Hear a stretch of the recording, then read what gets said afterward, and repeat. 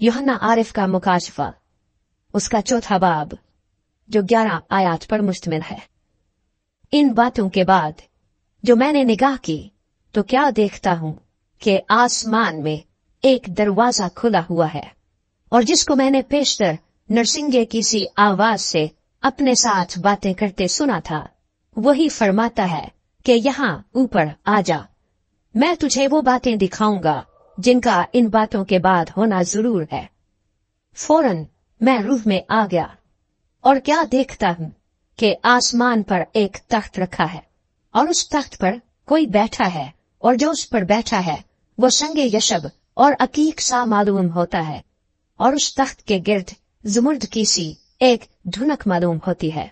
और उस तख्त के गिर्द 24 तख्त हैं, और उन तख्तों पर 24 बुजुर्ग सफेद पोशाक पहने हुए बैठे हैं, और उनके सरों पर सोने के ताज है, और उस तख्त में से बिजलियां और आवाजें और गरजें पैदा होती हैं, और उस तख्त के सामने आग के 7 चिराग जल रहे हैं, ये खुदा की 7 रूहें हैं, और उस तख्त के सामने गोया शीशे का सुंदर बलोर की मानंद है,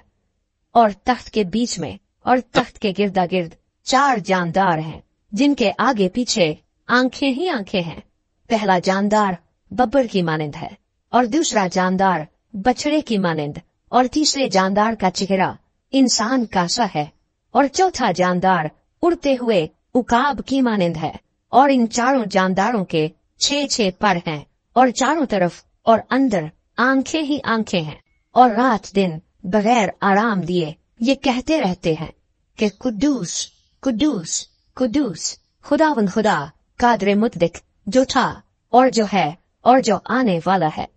और जब वो जानदार उसकी तमजीद और इज्जत और शुक्रगुजारी करेंगे जो तख्त पर बैठा है और अब्दुलआबाद जिंदा रहेगा, तो वो 24 बुजुर्ग उसके सामने जो तख्त पर बैठा है गिर पड़ेंगे और उसको सिजदा करेंगे जो अब्दुलआबाद जिंदा रहेगा, और अपने ताज ये कहते हुए उस तख्त के सामने डाल देंगे कि ए हमारे खुदावंद और खुदा,